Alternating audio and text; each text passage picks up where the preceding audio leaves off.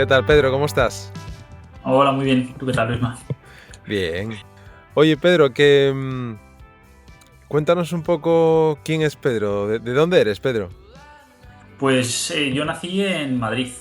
Nací en Madrid y estuve allí 11 años, en el barrio de Aluche.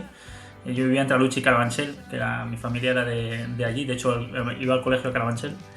Y me vine a Asturias con 12 años, creo, 11 o 12 años. Y nada, pasé a vivir a Oviedo. Bueno, vivir a Oviedo, mentira. Vivía en la Fresneda y iba al colegio a Oviedo. Y nada, así estuve hasta que tuve que volver otra vez por trabajo a Madrid, otros 4 añitos, y por fin he conseguido retornar en el 2019, he conseguido volver a Gijón, que nada, estoy muy bien aquí. Oye, y de esa infancia de madrileña, ¿qué recuerdos tienes?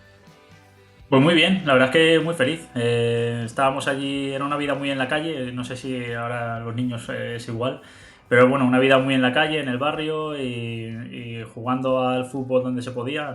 Bueno, a mí me gusta mucho el fútbol, el deporte, y, y todavía mantengo, de hecho, muchos amigos por allí. Cada vez que voy, pues hago visitas a amigos que tenía de esa época.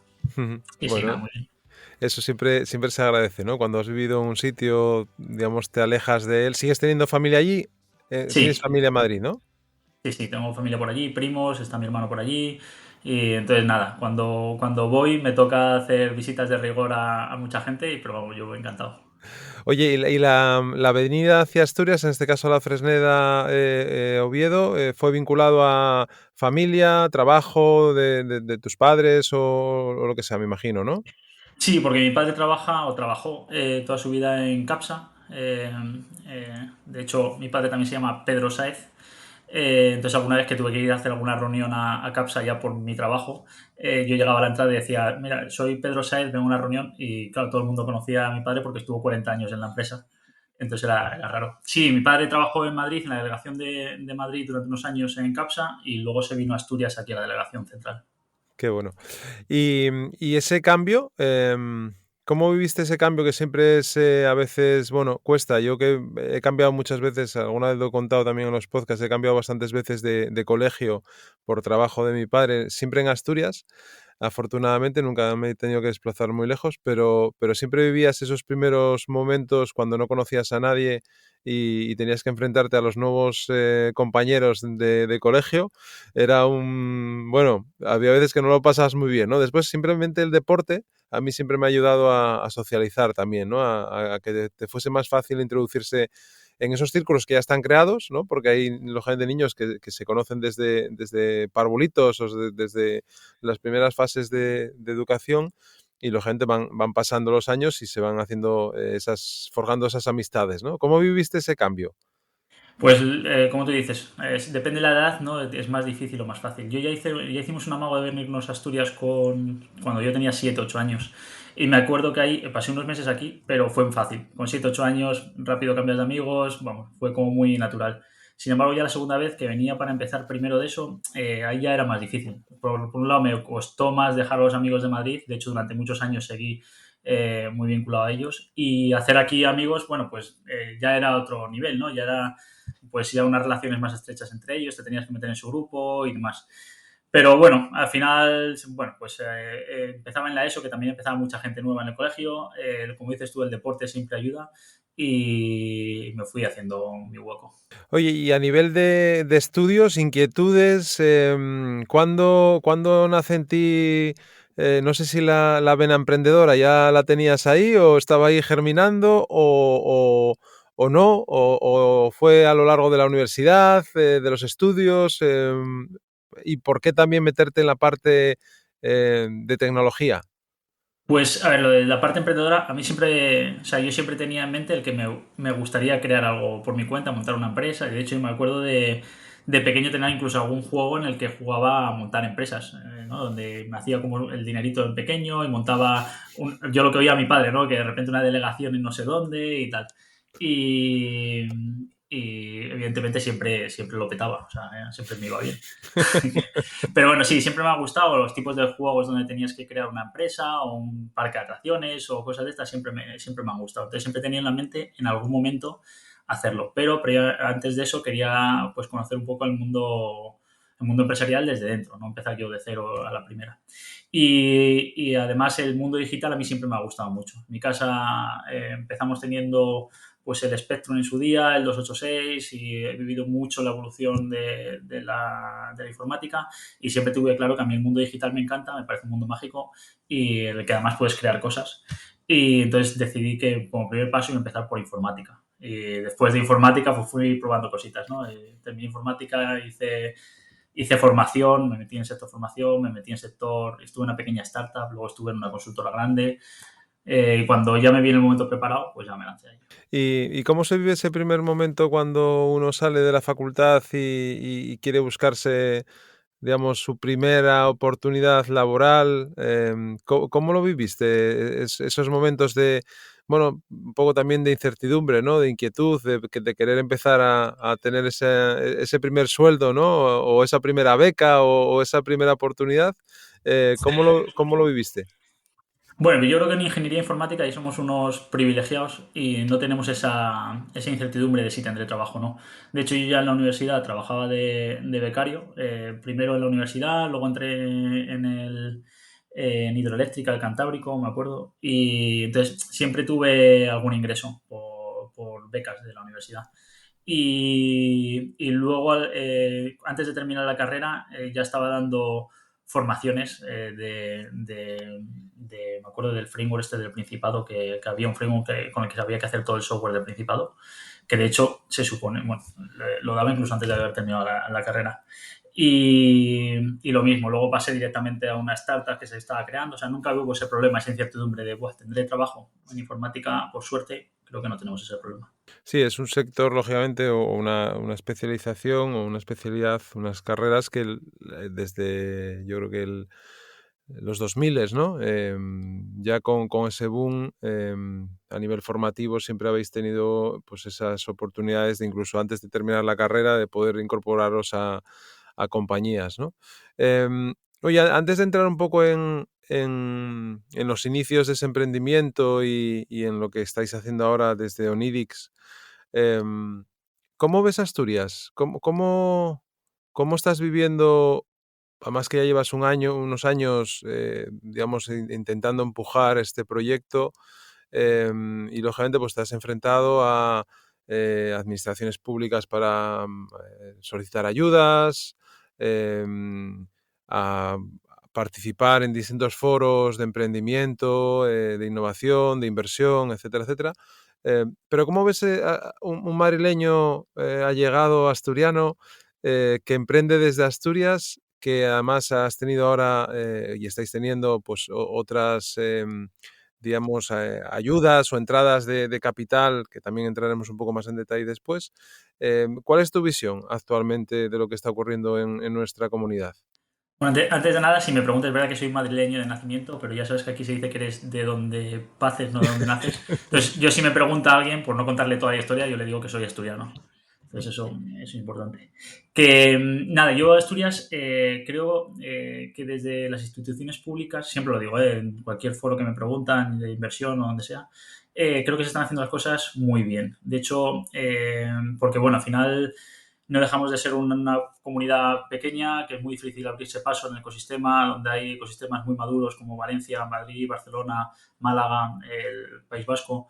Y sin embargo lo está haciendo muy bien, con un apoyo muy claro, un camino muy claro de entras sin tener ni idea, vas al CEI, te incuban, te financiamos con esas primeras ayudas EBT desde el IDEPA, te ayudamos en tu internacionalización con Asturés, incluso con avales con Asturgar, esa primera préstamos participativos de la SRP, como que hay un camino muy claro de apoyo y creo que parte de que yo hoy en día o Niris siga vivo es gracias a que se ha hecho muy bien desde las instituciones. Entonces yo creo que si por otro lado le sumas toda la parte de calidad de vida que hay en Asturias, que bueno, que al final todo el mundo dice que un asturiano siempre tiene un guía turístico dentro, ¿no? Pues es verdad que es un sitio muy apetecible para empezar un emprendimiento, porque vas a tener al brazo público de tu lado y porque tienes una calidad de vida muy alta. Además, tenemos la parte corporate, ¿no? La parte grandes empresas. Pues nosotros cuando empezamos hicimos nuestros primeros proyectos que nos valieron como validación con ThyssenKrupp, con TSK, y esos proyectos no por el dinero que sacamos, sino que algo te sacamos, sino también por como seña de identidad, ¿no? Entonces es verdad que tienes aquí un cierto ecosistema alrededor de grandes empresas que te pueden ayudar a lanzar tu proyecto. Em, y entrando ya en la parte de, primero de Neosentec, que fue el proyecto inicial, porque os juntasteis y arrancasteis ese emprendimiento, y ahora ya con Oniris, que es, digamos, no sé si cómo lo denomináis, es una spin-off o es un producto o servicio dentro de Neosentec, pero ahora nos lo explicas tú en detalle. ¿Cómo viviste esos inicios de Neosentec? ¿Cuándo te sentiste preparado para formar equipo o para alinearte y decir, oye, venga, pues yo creo que esto tiene sentido y vamos a iniciar este proyecto de esta manera? Pues Neosentec, o sea, lo montamos sin tener perdón por la palabra, sin tener ni idea de lo que es montar una empresa. De hecho, bueno, pues para que te hagas una idea, coincidió con la salida de las Google Glass de Google, ¿no? De las Glass. Y yo siempre había apostado porque la realidad aumentada era la tecnología del futuro. Al final unía mis dos pasiones, que es el mundo digital y el mundo real. Si yo siempre había soñado con, oye, pues qué genial es la realidad aumentada porque permite coger toda esa magia que hay en el mundo digital y contextualizarlo en el momento adecuado, a la persona adecuada, en el mundo real, y así seremos más, nos lo pasaremos mejor, tomaremos mejores decisiones. Entonces sí que había visto siempre esa posibilidad y con la llegada de las Glass dije, joder, es el momento, ¿no? Para lanzarme a montar algo, eso que siempre había querido crear. Y entonces creo Neosentec en enero de 2014. Voy a reunirme allí con Roberto Parrondo en el CEI para explicarle mi idea de negocio, que no era realmente un negocio en sí, era una empresa de servicios. Siempre tenía claro que quería productivizar, pero no sabía ni qué producto no nada. Simplemente, bueno, me iba a poner ahí a hacer cosas. No sé cómo, sobre mayo, junio, pues Carlos González, que es otro de los co-founders, se une al proyecto, al principio de manera parcial, compatibilizando con su antigua empresa, porque lo conocía de la empresa. Y también se hace con unas web Glass y vamos él y yo por el mundo con las Glass. Y un poquito más tarde conocemos a Pablo Soto y también, que es el tercer fundador. Y nada, así constituimos la empresa en noviembre de 2014, constituir formalmente. Y nada, y lo que te digo, montamos una empresa que realmente hacíamos servicios e intentábamos hacer productos que tuviesen como background la realidad aumentada. Hasta que, bueno, todos estos productos que íbamos haciendo, pues, no sé, hicimos un producto que se llama Foodpiece para cartas en los restaurantes, un producto que tuvo mucho tirón que se llamaba Lazus para personas con discapacidad visual, hicimos Gear para realidad aumentada en los museos, y lo que íbamos creando era tecnología, íbamos creando nuestra propia tecnología, nuestro propio motor para hacer esos productos, y a la vez, de vez en cuando hacíamos algún servicio. Y en 2016 nos entra un inversor que se llama José María Fuster, que es el exdirector de innovación del Banco Santander, que como siempre nos ha dicho, bueno, entró por quienes éramos, porque nos conoció, le gustamos, pero no por lo que teníamos, no teníamos nada. Pero él es el que nos anima a decir, oye, este motor que tenéis, que se llamaba Arneo en su día, este motor que tenéis, ¿por qué no lo productivizáis, no? Y sacáis y vais y hacéis algo con ello. Entonces, al menos nos metió la semilla en la cabeza de pensarlo. Y claro, para nosotros era una quimera. O sea, pensar que 3 personas desde Asturias iban a crear un motor que iba a competir con, no sé, Buforia, Wikitooth, Blipar o empresas de Reino Unido, Estados Unidos que están levantando millones de euros, pues parecía imposible, ¿no? Pero bueno, creamos un pequeño paquetito, le pusimos un logo, lo presentamos en algunos premios, le cambiamos el nombre, le pusimos Oniris y empezamos a ganar algún premio. Y entonces nos animamos y ya fuimos a levantar la primera ronda de inversión, que fue más o menos en total, levantamos un $500,000 para poner el producto en el mercado en enero de 2019. Y a partir de ahí empezó una dura pelea para intentar tener un producto y además mantener la empresa, con lo cual teníamos que hacer producto y servicios, lo cual fue muy duro durante unos años porque había que tener esa dicotomía de vez en cuando parar de hacer producto para tener que hacer un servicio porque había que facturar. Pero desde la última ronda de inversión que levantamos en 2022 ya podemos dedicarnos solo a producto y de hecho Neosentec ya, si entras en neosentec.com no está y ya no hacemos servicios, como Neosentec no funcionamos, ya somos solo un iris. pero para la gente que nos está escuchando y que quizás no está familiarizada con este tipo de tecnología, ¿cómo le explicarías de manera sencilla qué es Sonirix y para qué sirve? Pues Soneris es una plataforma de realidad aumentada que lo que te permite es crear experiencias de realidad aumentada sin necesidad de tener grandes conocimientos técnicos. Nuestros clientes tipos suelen ser agencias de marketing, de comunicación, de digitalización, que quieren añadir la realidad aumentada a su cartera de servicios para ofrecérselo a sus clientes. Entonces, no tienen por qué saber teclear en C++ o Archit o Arcore, cosas muy complicadas, sino que simplemente usando Oniris, una especie de drag and drop, donde pueden meter los 3Ds, 2Ds, vídeos, audios, todo lo que la experiencia de realidad aumentada vaya a tener y compartirla con sus clientes. Y no solo es fácil crear con Oniris, sino que para nosotros era muy importante que para tener impacto en el mundo fuese fácil crear, pero también fácil consumir. Entonces, todo lo que se crea con Oniris se consume a través de un enlace web. Esto se llama WebAR, realidad aumentada a través de web, y permite que si yo soy una agencia y creo una experiencia para la empresa que sea, para Kelos, los usuarios de Kelos puedan consumirlo sin instalar la aplicación de Kelos. Abren simplemente un enlace y sale la experiencia. Funcionamos con un software as a service, como que pagas una licencia mensual y listo. Os animo a todos a registraros porque tiene un modelo freemium, vas a poder usarlo tranquilamente hasta que le veas el valor y convertir. Y en esa evolución, como acabas de decir, lógicamente, que no es una balsa de aceite, ¿no? Cuando uno empieza y en este caso Fuster, ¿no? Os indica, oye, ¿por qué no intentamos hacer esto, intentáis hacer esto y productivizar ese motor y, como tú dices, esa competencia tan grande que hay, lógicamente, con grandes corporaciones que ya tienen pues grandes equipos y que tienen productos ya incluso testados y tal. Vosotros os lanzáis ahí. ¿Y cómo habéis vivido estos años de lucha, de pelea, de llegada de esas primeras rondas, ¿no? Es decir, que también suponen un esfuerzo en enseñar tus entrañas, ¿no? Enseñar lo que estás haciendo, tus números. Lógicamente los inversores quieren conocer todo lo que hay detrás de una compañía cuando se meten en ella.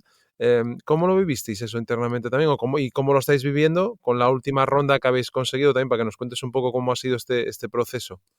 Pues es divertido porque es verdad que es todo nuevo, ¿no? Imagínate que nosotros sabíamos mucho de informática, de gestión de proyectos y más, pero nada de mundo empresarial. Entonces es verdad que todos los días son nuevos. Entonces hemos aprendido un montón de cosas yo en mi caso, de todo el mundo de inversión, que me encanta. Y entonces, bueno, pues es verdad que ha sido divertido, pero a la vez ha sido muy duro. Muy duro porque ha habido varias veces que hemos estado a punto de morir, o sea, de que la empresa se caiga, pero hasta el punto de, pues eso, de estar a nada de caernos, ¿no? Entonces, esos momentos en que ves que no llegas, y aunque tengas un equipo muy pequeño, que no llegas para pagar las nóminas o esos momentos en el que ves que te quedan 3 meses y que no ves la salida, pues esos momentos son muy duros, de romperte mucho la cabeza y de dedicar muchas horas. Pero bueno, la verdad es que evidentemente si volviese atrás cambiaría muchas cosas de cómo lo hemos hecho, pero creo que ha merecido la pena el camino y que no lo hemos pasado bien. Ujú. Bueno, y además, lógicamente, estáis creciendo, habéis conseguido, como tú dices, esa primera ronda inicial y ahora creo que hace unos meses, no sé exactamente, ahora no recuerdo cuántos ya, si son 8, porque el tiempo pasa rápido, pero habéis conseguido esa ronda también con, a ver si me sale el GoHub. nombre. ¿Cómo? GoHub, GoHub, sí, que son de, de bueno, Valencia. de Valencia, y que lógicamente, como tú dices, os está permitiendo ya centraros en ese producto, en darle salida, hacerlo crecer, pero antes de esto ya teníais bastantes clientes con el producto, ya era un producto que ya estaba funcionando y está funcionando en muchos países, en muchos clientes, ¿no? Sí, sí, nosotros lanzamos en enero de 2019, que es cuando levantamos la primera ronda en 2018, de más o menos medio millón, que realmente fue todo ayudas públicas, bancos y de inversión de inversores privados, eran unos 100.000 nada más. Que esos 100.000 levantarlos fue un mundo, o sea, conseguir convencer a gente que metiese 100.000 euros, que parece poco dinero, pero luego si te pones a parar, o sea, son 100.000 euros de una persona que saca de su bolsillo para meter en tu proyecto. Entonces, con eso lanzamos el producto en enero de 2019 y lanzamos con 2 clientes. O sea, teníamos 2 clientes y eran Thyssen y TSK, o sea, y poco más. Y con eso pasamos 2 años y pico validando el cliente ideal, validando el modelo de negocio. Cambiamos totalmente. Empezamos con un modelo de negocio vinculado al consumo, open source, y fuimos variando el pricing, todo, hasta que conseguimos llegar a finales de 2021, años duros ahí de mucho trabajo, a unos ingresos recurrentes más o menos de unos 10.000 euros. Con ya clientes en muchos países, no me acuerdo el número exactamente, pero bueno, ya hablábamos de más de una decena de países, con clientes, usuarios en seguramente más de 50 países. A día de hoy tenemos usuarios en más de 115 países, clientes en más de 27. Pero bueno, ya de aquella ya teníamos unos números, bueno, llamativos, ¿no? Y teníamos algo que se veía que tenía cierto tirón. Y entonces ahí sí que levantamos esa primera que fue, la firmamos en febrero de 2022. También era otro ecosistema. Era un momento en que había mucho dinero en el mercado. Hablábamos de, pues de la evolución de esos clientes y usuarios que ya teníais en distintos países, que lógicamente eso ayuda a consolidar el proyecto y a esa búsqueda de nuevas oportunidades o de nuevas inversiones. ¿Y hacia dónde os dirigís ahora? ¿Dónde estáis en este momento? ¿Cuáles son los objetivos a corto o medio plazo que nos puedas comentar? Y también, ¿qué opinión, o si crees que os puede beneficiar o os ayuda todo este movimiento que acaba de hacer Apple con sus nuevas gafas? Lógicamente que una organización como Apple entre en este mercado, entiendo que es bueno para los que están dentro, porque hacen que ese mercado se amplíe y hay oportunidades de desarrollo y de implementación y de nuevas soluciones que habrá que darle a ese nuevo gadget, caro, pero gadget, ¿no? Que después todo el mundo querrá seguramente tener. Eso, cuéntanos un poco planes a corto medio y después cómo veis todo este movimiento de la manzana hacia este mundo. Pues a corto plazo, o sea, por así decir, a corto plazo, hemos conseguido, bueno, pues desde que nos entró la inversión éramos 7 personas. Hemos pasado a ser 22 a día de hoy con todo lo que ello conlleva de procesos y demás. Sobre todo, pues por ejemplo, se ha creado todo el departamento. Antes vendíamos, Carlos y yo, los dos de los founders, pues crear un departamento de revenue con marketing, customer success, ventas que vendan ellos solos y establecer toda esa estrategia. Una vez que ya tenemos eso, ahora el objetivo con este equipo que tenemos es llegar al 1.000.000 de ingreso recurrente anual. Ingreso recurrente anual por licencias que nos llegue. Ahora, por otro lado, más a medio plazo, una vez que consigamos ese objetivo de ser eficientes en crecimiento y tener claro cuáles son nuestras palancas de conversión y demás, tenemos ya un siguiente paso a medio plazo, que es, una vez que estamos entre más o menos las 5 top en el mundo, 2 en Estados Unidos, 2 en Reino Unido y nosotros, convertirnos en líderes del mercado. O sea, el siguiente plan que tenemos para 2024-2025 es realmente convertirnos en la referencia, por así decir, en cuanto a plataformas de realidad aumentada y pasar del 1.000.000 de ingreso recurrente anual a los casi 6 en los próximos 2 años. Entonces, bueno, tenemos ahí objetivos bastante ambiciosos, pero también la ambición es lo que te toca. Cuando juegas con fondos de inversión es lo que toca, ¿no? Hay que crecer muy rápido y siempre vamos como a sprint, pero también es lo que nos toca, claro. Y nada, en cuanto a las Apple, pues qué te voy a decir, para nosotros es un push, o sea, es algo bueno. Independientemente de que te gusten las gafas, que te parezcan caras, que vayan a ser mainstream, eso es muy difícil. Pero sobre todo es que ha salido Tim Cook en su evento Apple con el mensaje de realidad aumentada detrás. O sea, eso para nosotros es tremendo. O sea, hace poco había salido Google anunciando otra API también muy potente para realidad aumentada. Y además, huyendo Apple bastante del mensaje, ¿no? Que ha habido un poco hype, humo con todo el tema del metaverso, al que nosotros nunca hemos querido unirnos. Además, una de las cosas que tenemos nosotros de visión en la empresa es que lo que queremos hacer es unir el mundo digital y el mundo real. O sea, que no queremos que la gente se aleje del mundo real. El mundo real a nosotros nos encanta. O sea, lo que te decía, yo jugaba en la calle, estaba todo el día en la calle, pero lo que veo es que hay una magia alrededor que hay que mostrarla, ¿no? Y que hay que usarla, y ese es el mundo digital. Pero yo lo que no estoy creando o no estamos creando algo que mis hijos, yo no quiero que mis hijas mañana se pongan unas gafas y se aíslen del mundo y se vayan a la realidad virtual y no saber dónde están, ¿no? En esas gafas. Y lo que quiero es que salgan a la calle, pero vivan mejores experiencias gracias a la realidad aumentada. Y eso es un poco lo que veo, es que tiene la misma filosofía que Apple, lo cual es genial. O sea, Tim Cook dijo linking the real world and the digital world, o algo así. Y eso es genial. O sea, compartir la misma filosofía que Apple, pues nada, estupendo.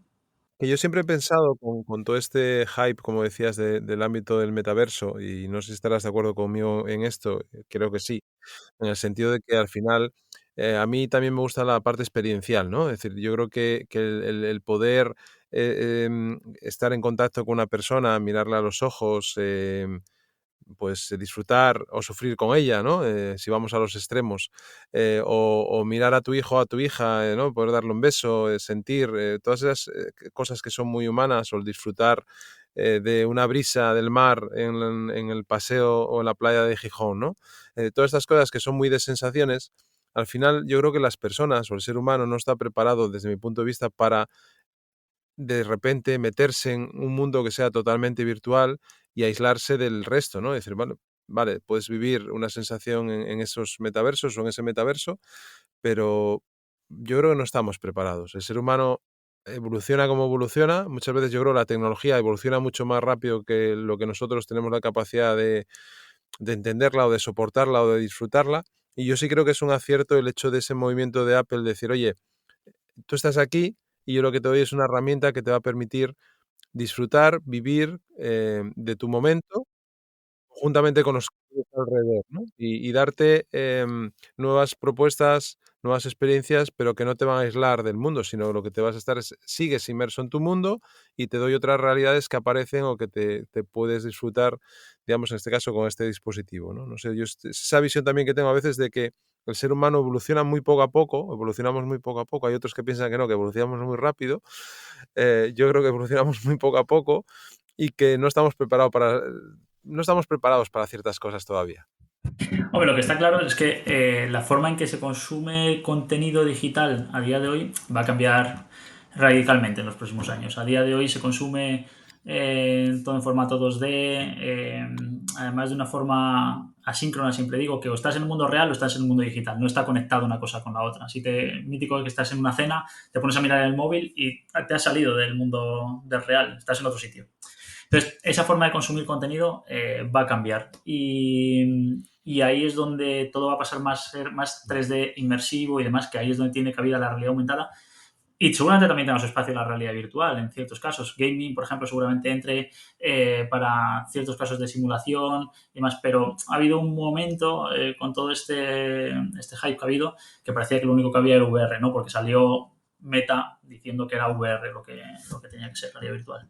Entonces, bueno, estamos en un momento yo creo que muy bueno de evolución, creo que se está generando un nuevo paradigma como el que vivimos en el 2000 con Internet y que mucho tiene que ver la IA. O sea, la IA es una parte clave de todo esto porque la realidad aumentada estamos diciendo que permite unir el mundo real y el mundo digital, pero la clave de todo esto es el contenido. Si no tienes un contenido interesante que mostrar en ese momento, que estás en el mundo real, no vale nada. Y la IA es capaz de generar el contenido perfecto en el momento adecuado y nosotros, la realidad aumentada es quien te va a mostrar ese contenido, pero la IA es todos los que tienen una parte importante. Y lo que te dices tú de cómo la gente asume las cosas, totalmente de acuerdo. O sea, llevamos unos años que si no es blockchain, es metaverso, es IA, todos los años sale algo nuevo. Y la gente no tiene capacidad de adaptar todas estas cosas a su vida. Va a ir mucho más lento. Acabas de hacer mención a la inteligencia artificial que no había salido hasta ahora. Y lógicamente, como tú bien dices, el boom de todo esto que viene ahora con, bueno, lo más visual es ChatGPT, ¿no? Por todo lo que supone la llegada de una interfaz súper sencillo en el cual puedes meterle un texto, ¿no? Y te devuelve esas respuestas o esas redacciones mágicas, ¿no? Que parece mágicas, que parece que hay ahí detrás tuyo quien tú te puedas imaginar, ¿no? Que te está contestando en tiempo real, ¿no? Que es como una inteligencia que está ahí a tu servicio. Pero lógicamente todo lo que tiene que ver con las imágenes generativas, ¿no? Con los Midjourneys y todas estas herramientas miles que están saliendo ahora, porque cada día deben salir, no sé, en el mundo las aplicaciones que salen en torno a la inteligencia artificial, que es también complicadísimo, ¿no? Estar al día de todo porque es abrumador, ¿no? A mí a veces me resulta, joder, no tener más tiempo o no tener más capacidad de raciocinio, ¿no? Para entenderlas todas, ¿no? Porque a veces te cuesta, ¿no? Eh, ¿qué opinión te merece todo este boom que ha habido de la inteligencia artificial generativa y la llegada tan, hombre, digo brusca para los que no estaban en el día un día un poco ya de esta tecnología, pero sí la gente brusca para el 90% de la población, bueno, igual estoy diciendo mucho más porque hay gente que lógicamente hay una brecha digital ahí que igual no tienen acceso a esta tecnología, ¿no? Que eso daría para otro podcast. Pero bueno, ¿qué opinión te merece un poco todo este llegada abrumadora de la tecnología de la inteligencia artificial? Pues lo mismo, lo que comentábamos antes. Al final, oye, genial, ha salido ChatGPT, es súper llamativo y la IA va a tener aplicaciones prácticas. Ya las tenía, parece que de repente se ha creado la IA, ¿no? De repente ha aparecido. Joder, ya había muchas empresas ya muchos años empujando por la IA, sacando aplicaciones prácticas y ahora parece que todo el mundo tiene que aplicar IA en su día a día, en sus empresas, en todo. Y bueno, sí, tienen que aplicarlo, genial, pero también lo había que aplicar antes, o sea, era igual de bueno. Entonces, yo con todas estas llegadas de tecnología siempre es, o sea, estate informado, pero sobre todo busca que sean útiles para ti. Nosotros, por ejemplo, dentro de la empresa estamos usando Midjourney para el tema de IAs generativas. Ya habíamos empezado a mirarlo antes de que saliese ChatGPT porque nos parecía muy interesante para generar dosieres de ventas y demás. Otro tipo de herramientas. Y entonces lo estamos usando. Y, por ejemplo, para nosotros también es útil. En realidad aumentada, últimamente nos piden mucho avatares, ya sean realistas o no, donde, pues, no sé, hace poco, pues, una experiencia, por ejemplo, con un jugador de la NBA que salía como que estaba a tu lado, ¿no? Una agencia usando Niris hizo eso. Y parecía que tenías al jugador en realidad aumentada a tu lado, podías hacerte una foto con él, incluso, bueno, interaccionar. Esa interacción hasta ahora sin IA básicamente era una interacción tonta, por así decir. No había, tenías que hacer un árbol de decisión donde tú le decías, si me preguntan esto, contesta esto, si me preguntan esto, contesta esto. Ahora con las IAs lo que puedes darle es un cerebro a estos avatares. Entonces es una experiencia mucho más enriquecedora del usuario final. Entonces yo lo que diría es eso, es abrumador, es muchísima información. Yo tampoco es imposible que estés al día de de todo lo que hay, porque como dices tú, salen cada poco una. Además hay un hype tremendo, está viviendo un boom de la inversión. El mundo de inversión, todo lo que es una IA se invierte y la gente mete muchísimo dinero ahí. Pero diría, o sea, para el común de los mortales como nosotros, que lo apliques en tu día a día en el momento en que te es útil, tiene la necesidad y te puedes resolver una utilidad. Pero si no, porque parece que si no estás obligado a usarlo. ¿No? Sí, totalmente de acuerdo. Al final tienes que buscar que eso te genere en tu negocio o donde estés, pues un beneficio de aplicación rápido, ¿no? Decir, oye, pues mira, esto me supone que puedo generar unas imágenes mejores o con más criterio para, venga, perfecto. Oye, que tengo la capacidad de que, lo que acabas de decir, ¿no? De que esa interacción que antes era plana, ahora resulte, digamos, enriquecedora porque puedo tener una conversación más natural con ese avatar o con un chatbot o con lo que sea, ¿no? Pues perfecto, lo aplicas y ahí le puedes sacar rendimiento después a nivel económico para la compañía. Oye, y por último, ah, retos personales que tengas tú. ¿Dónde entiendo que acabas de decir antes los de la empresa, ¿no? Es decir, tengo un objetivo de facturar X de revenue anual, de llegar a ser top one del sector, que eso me parece la hostia y ojalá lo consigáis porque sería un éxito no solamente para vosotros, sino para Asturias, para la región, que una compañía nacida aquí consiga ese reto, ese logro. Si sois segundos, a mí ya me vale también, ¿eh? No hace falta, no hace falta, no hace falta ser los primeros. Con los segundos yo creo que ya nos valdría a todos, ¿eh? Pero bueno, hay que tener ese reto, claro que sí, y ser ambicioso. Pero a nivel personal, ¿dónde te ves? Y después otra cosa también más personal, que tienes hijos. ¿Cómo ves la educación de las nuevas generaciones que estás viviendo? Me imagino, yo tengo una de 12 y estoy viviendo también esa parte educativa y esa parte de acceso pues a la información, a las redes sociales, a los móviles, etcétera, etcétera. Pero bueno, primero tu reto o tus aspiraciones personales y después lo que tenemos, los que vienen por detrás. Qué profundo, Luisma. Nada, a ver, como aspiraciones personales, evidentemente, a mí me gustaría con Oniris, ¿no? Llegar bueno, pues a que sea un éxito de verdad y así poder hacer girar la rueda del ecosistema. Un ecosistema emprendedor, por así decir, depende de que haya casos de éxito. Si hay un caso de éxito, ese al final luego va a coger ese éxito que ha tenido y lo va a volver a devolver al ecosistema, ya sea en forma de inversión, pues, o como sea, ¿no? Entonces sí que me gustaría formar parte de esa rueda donde el engranaje, conseguir hacer girar ese engranaje y porque bueno, creo que hay cosas que se podrían hacer, pero para eso necesito más dinero y más tiempo en mi bolsillo.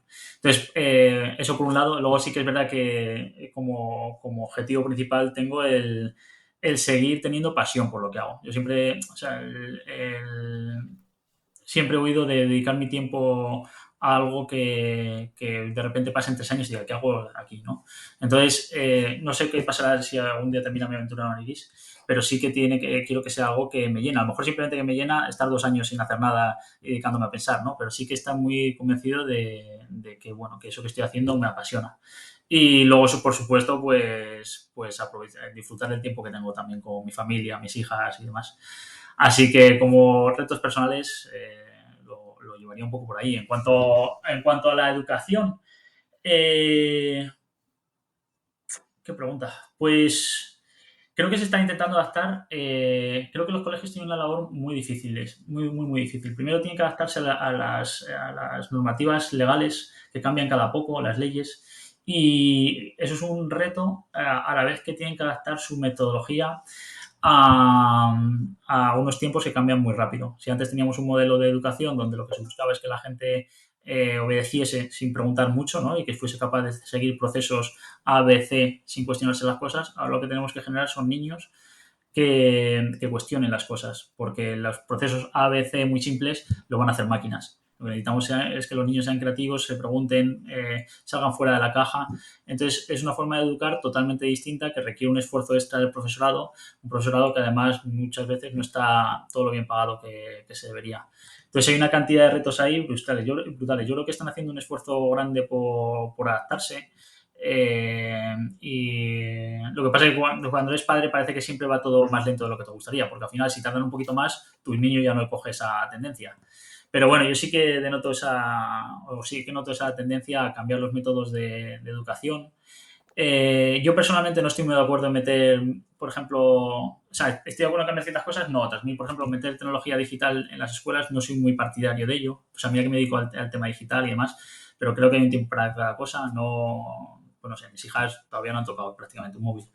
Y entonces, y en el colegio yo creo que no hace falta meter ordenadores para que los niños aprendan. Lo que sí que hay que, por ejemplo, enseñarles es a saber discernir lo que es una información verdadera de lo que es una información falsa, el cómo buscar cierta información. Entonces, es complicado. Yo entiendo que es una labor súper complicada y creo que se están haciendo esfuerzos. No tan rápido como nos gustaría, pero sí. Sí, o sea, que yo creo que estoy muy alineado contigo, ¿no? El hecho de que a veces se quiera meter la transformación en las aulas a base de tabletas, ¿no? De ordenadores portátiles, cuando al final quizás lo que hay que transformar es esa manera de llegar al alumno, de explicarle las cosas, de motivarlos, de enseñarles de otra manera, ¿no? Porque al final la enseñanza lleva siendo igual que los últimos 150 años, por decirte algo. Lógicamente tiene que evolucionar también, porque el Y ahora mundo... con las IAs va a cambiar todo. O sea, Claro, el otro día a quién leía, bueno, no sé, a alguien le leí decir que la llegada de la IA en la educación es como la llegada de la imprenta en la época de Gutenberg, ¿no? Y hasta cierto punto es verdad, porque es que cambia todo el paradigma. O sea, ahora puedes llegar, poner ahí a ChatGPT que te diga, pues te genere un documento súper bien elaborado sobre una temática y te lo genera.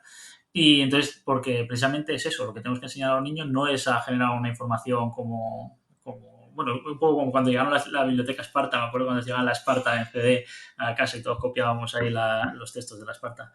Entonces, tenemos que educarles a buscar la información, a validar que es cierta, a Pedro, cómo oye, criticar esa pues información y muchísimas cómo gracias elaborar cosas por, nuevas a por partir de esa dedicarnos este información, no tiempo copiar, de sino a viernes crear. mañanero Y para, eso es un para poco lo que grabar tiene que hacer. este podcast. Tenía ganas de hablar contigo, hemos hablado en distintas ocasiones y hemos comentado cosas, pero bueno, tenía tiempo de grabar este podcast y bueno, daros visibilidad y gente ayudaros a a que el que no os conozca, pues que os pueda conocer, ¿no? Allá de las ondas, ¿no? Que estamos ahora como si fuéramos expertos radiofónicos.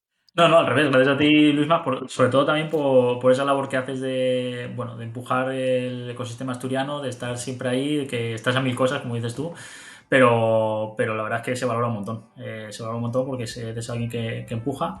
Y por otro lado, destacar que estás ahora haciendo los podcasts y habrás visto la tendencia que hay en Spotify, que están creciendo muchísimo. Entonces, quién sabe hasta dónde puedes llegar con este tema de los podcasts. Sí, ahí estamos. Ahí estamos. Ahora hace hace 2 meses, lógicamente, porque el tiempo pasa rápido, lancé otro podcast con mi hija Marta, qué bueno. en el que hablamos sobre una cosa muy de nicho, pero que es el deporte que ella practica y que yo ahora practico porque lo practica ella, que es el hockey sobre hierba, y lanzamos un podcast que se llama Penalty Stroke, en el que entrevistamos a profesionales de ese deporte, ¿no? Y la verdad que está siendo una experiencia muy gratificante porque nos está permitiendo a ella y a mí a conocer a jugadores internacionales, jugadores olímpicos, campeones del mundo, gente más anónima que son técnicos o árbitros, o en este caso árbitros, no sé cómo se dice árbitro femenino, entiendo que es árbitra, ¿no? Es que ahora con estos líos que hay... No lo sé. Pero bueno, a perfiles muy variados y bueno, pues estamos disfrutando en ese cambio, con lo cual, como tú bien dices, el podcast ahí, la pandemia me ayudó a introducirme en este mundo y mira tú, nunca se sabe, ¿no? Así que, oye, muchísimas gracias, Pedro, por tu tiempo. A ti, nos vemos, Luisma. Venga, nos vemos.